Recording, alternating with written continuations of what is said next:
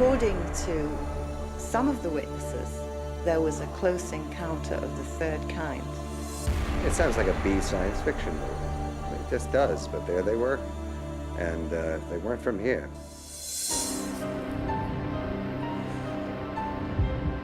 These stories are some of the strangest experiences ever described in the UK. We can't tell if they're true, but they are all recounted by ordinary people. Now they are your witnesses.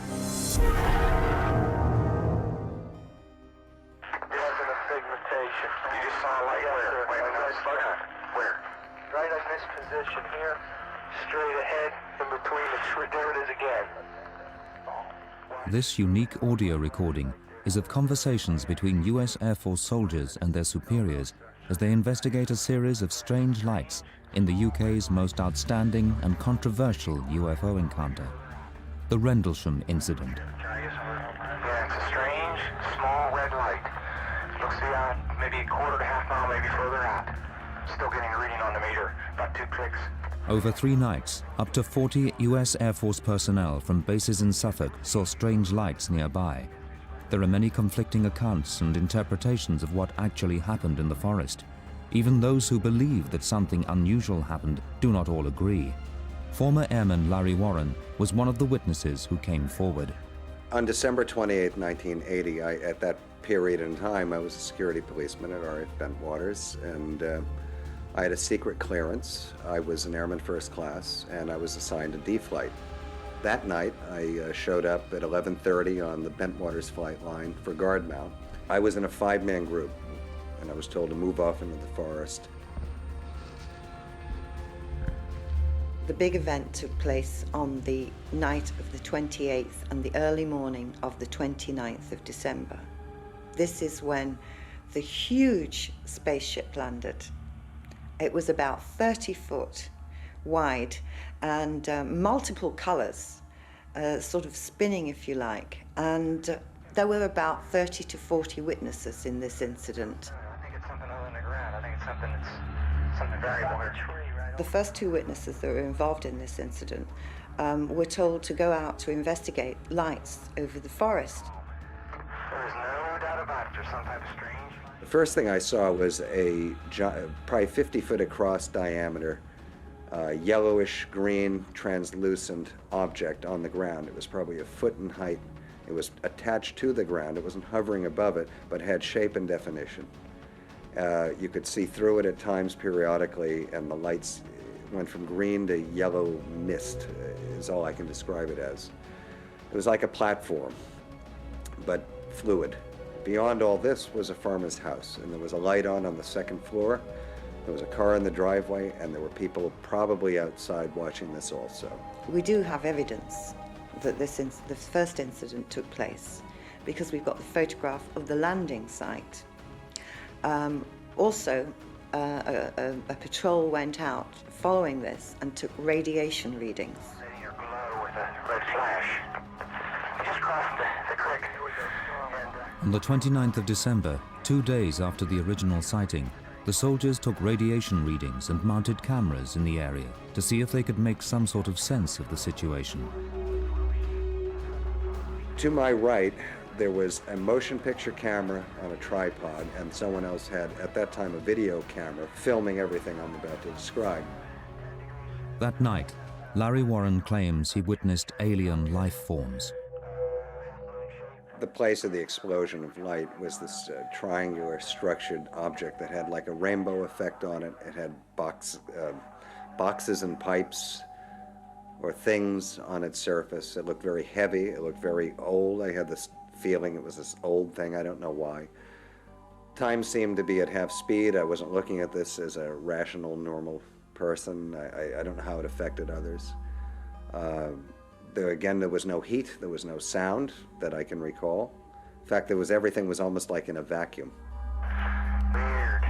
It appears to be maybe moving a little bit this way. Some people ran off, had retreated quite quick. The cameras were filming this the whole while. Some people just stayed in place. We were probably shocked, you know. The man in charge of the patrol was Lieutenant Colonel Charles Holt. Larry Warren remembers the encounter his team had in the forest, as recorded on the US Air Force tape.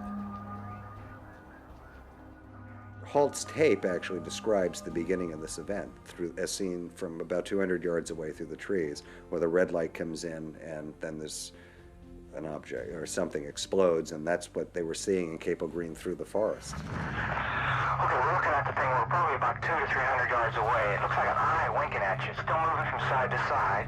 And when you put the star scope on it, it sort of has a hollow center, a dark center. It's like a pupil of an eye looking at you and winking. There's one on the right heading away, too. Yeah, we're both heading north. Here he comes from the south. He's coming toward us now. Now we're observing what appears to be a beam coming down to the ground. This is unreal. This light came around this blind side of the object. Never saw the back of it. It couldn't move from the air it was in. And inside the light were these, the light diminished in brightness. It was a foot off the ground, and there were what you'd only describe as children at that time. I wasn't the only one that did it. Some other people said I thought these were children. And they had 4.5 feet tall, above the ground, very bright, translucent at points. You couldn't see the lower extremities, but you could clearly see the face, and it wasn't human. But it seemed like it was either a projection, or it was separate from us, or it was protected from us. It was, but it was alive. There was no doubt in my mind the way these things moved, the upper extremities. There was a noise behind us at one point, and the arms on one of these three beings raised, almost like this, in a defensive posture. It had some kind of equipment around its belt, all three of them. And I mean, it sounds like a B science fiction movie. I mean, it just does, but there they were. They weren't from here at all. According to some of the witnesses, there was a close encounter of the third kind. There was actually beings. These were translucent. They were almost human-looking, but translucent. The witnesses were absolutely in a terrible state. I mean, these are military men. We see strange strobe-like flashes to the rather sporadic, but there's definitely something, some kind of phenomenon. 305. We approached these things. There's been misstatements over the years that there was communication with sign language and all this, like close in the movies. It wasn't. It was definitely a visual standoff. A very uncomfortable one, so it looked, with this phenomenon. 315, now we've got an object about 10 degrees directly south, 10 degrees off the horizon.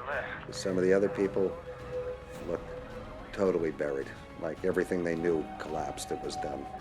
Observing what appears to be a beam coming down to the ground. We were called off by our shift supervisor back to the staging area, parking area. And it seemed the lower ranking guys were called off first, so I gladly left. I looked over my shoulder, my left shoulder, as I was going over the rise, and this face-off was still going on this field called Capel Green. And I'll never forget it. And there it was. We got back to the vehicles and left. We're turning around, heading back toward the base. The object to the south is still beaming down lights to the ground. The witnesses were believed. They made statements. The British police were also called out where the UFO had landed, and they found 3 indentations in the ground, which were photographed. And remarkably, in 1983, they were sent a copy of a memorandum that was written by Lieutenant Colonel Charles Halt, the very person who went out there with the patrol and investigated this case.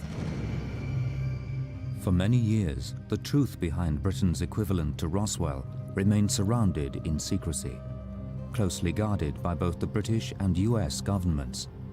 Then in 1983, after years of campaigning, the US government was forced to release official documents on the incident under the Freedom of Information Act. This controversial report is signed by Lieutenant Colonel Charles Halt, the commander in charge on the night. This memorandum was sent to the Ministry of Defence, and it really, what it depicts is what happened during that week. It mentions the triangular-shaped craft. It also mentions that Colonel Holt was out there himself at a later date, mentions the radiation readings, and numerous other things. So here we have, for the very first time, an official document to say that this case actually took place. The Holt memo, dated January 13th, 1981, just weeks after these events, as important as it is, on official Air Force letterhead, authored by a deputy base commander of a very important NATO air base, describing phenomena that reads like science fiction, all that is good and fine, but the bottom line is, I witnessed it, and it's the biggest story ever told, really, when it gets down to it. If this case is brought into a court of law, the testimony from the witnesses and the evidence that could be brought forward would bring this house of cards down in a matter of hours, and that I stand by.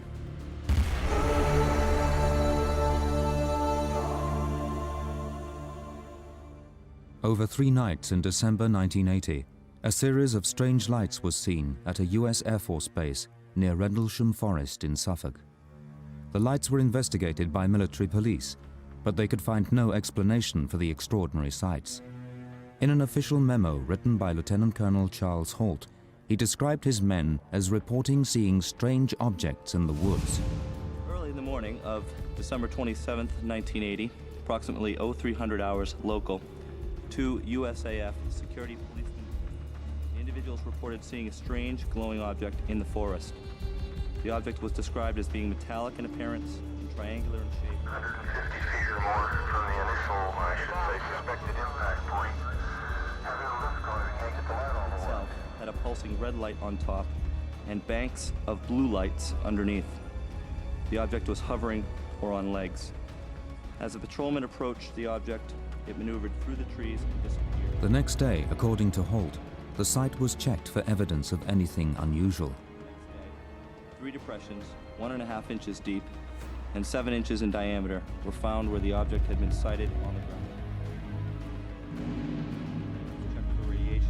Beta-gamma readings of 0.1 milliroentgens were recorded with peak readings in the 3 depressions and near the center of the triangle formed by the depression. On the evening of the 3rd day, Holt himself reported further sightings of unexplainable lights in the sky.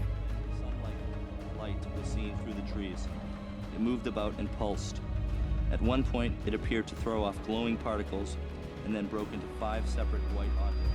The object itself was visible for 2 or 3 hours and beamed down a stream of light from time to time. Numerous individuals, including the undersigned, witnessed the activity. Police were called in.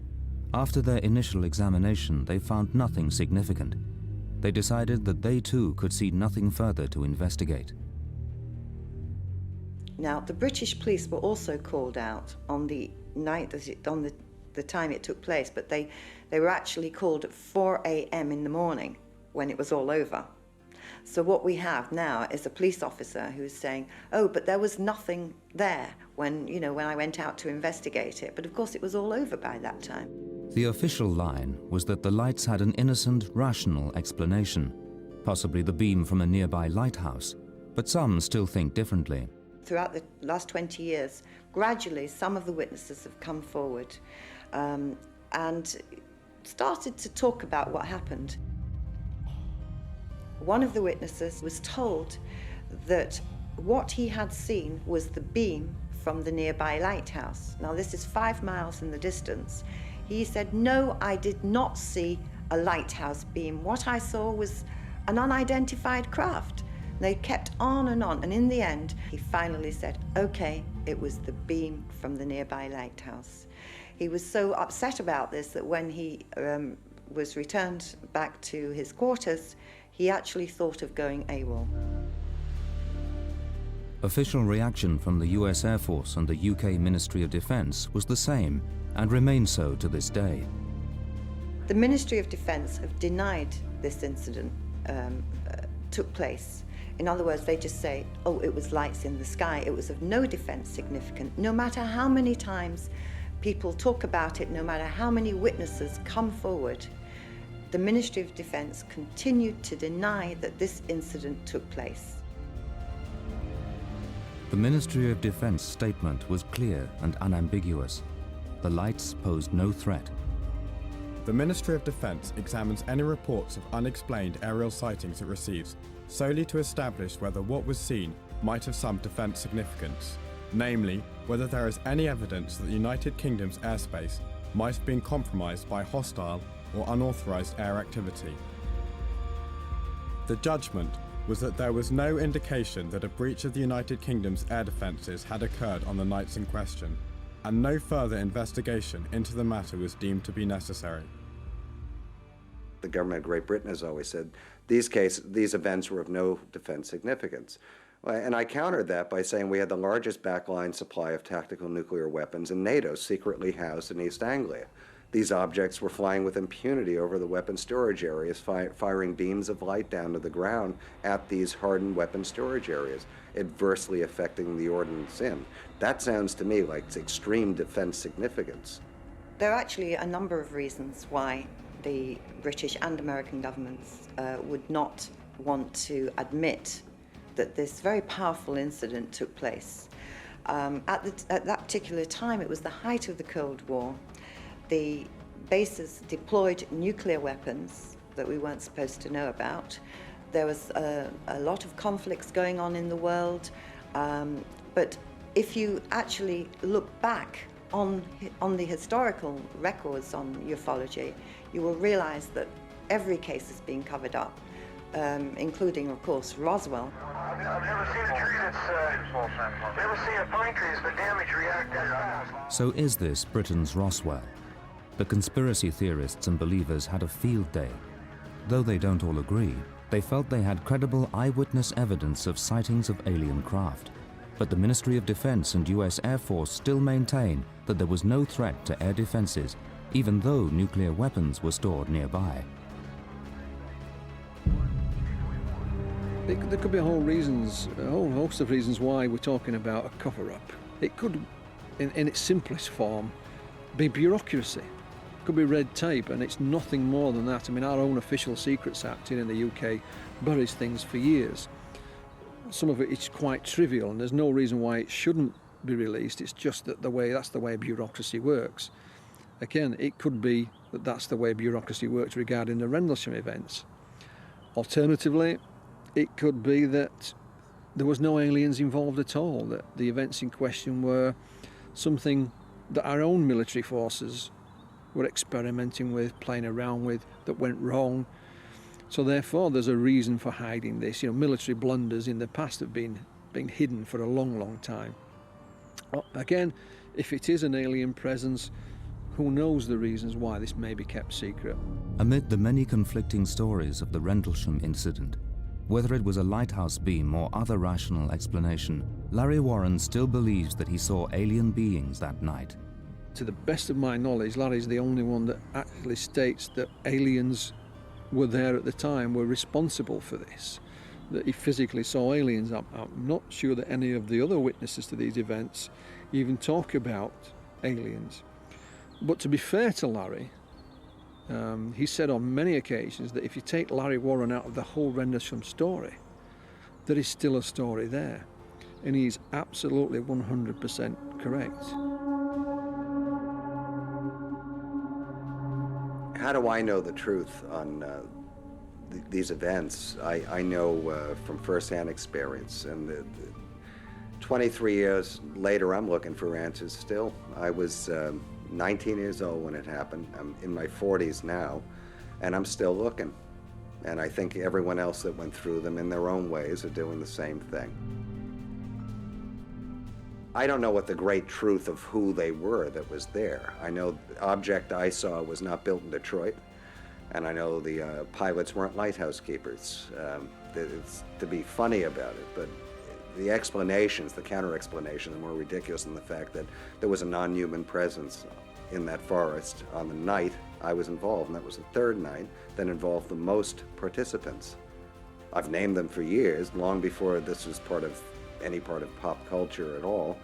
And the bottom line is, I wrote a book about this just to set the record straight on what happened to me. And 5 years later, I have never been sued for what I said or naming the people and placing them in the roles they were in at all. Larry has had some difficulties, however. The US government temporarily suspended his passport, restricting his freedom to travel. I can look at myself and say that I'm the first person ever to be an alleged whistleblower, and I am a government whistleblower, to have his United States passport suspended officially, which does not happen. Our passports are given to us, and it's a matter of constitutional right, unless you're a convicted felon. I'm not. I had mine suspended for a year, and with the simple reason that I spoke about sensitive defense issues on public soil, and it took a former United States Attorney General under 2 presidents, Ramsey Clark, to get it back. Now, I can't think of any witness over the last 50, 55 years in this subject that has had repercussions like that. Getting a definite heat reflection off the tree, about 3 to 4 feet off the ground. Yes, where the same spot is, same place.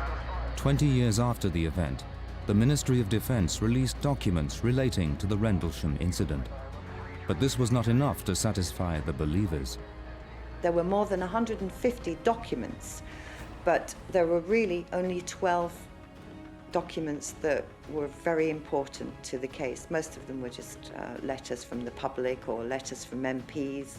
I mean, over the years, members of Parliament have asked questions in the House of Lords, you know, but still, the Ministry of Defence denied that this incident was of any defence significance. I had the opportunity to interview Margaret Thatcher in 1997. And of course, Margaret Thatcher was the Prime Minister in 1980 when this incident took place. I talked to her about military personnel, scientists who are now coming forward and talking about their encounters. She turned around and said, "You have to have the facts and you can't tell the people." Now, why can't I tell the people? Why can't the people be told? But if you think about it, does the government know what's going on? I mean, are they able to deal with this? What president or prime minister would want to risk their reputation by standing up and saying, "Yes, we have had contact"?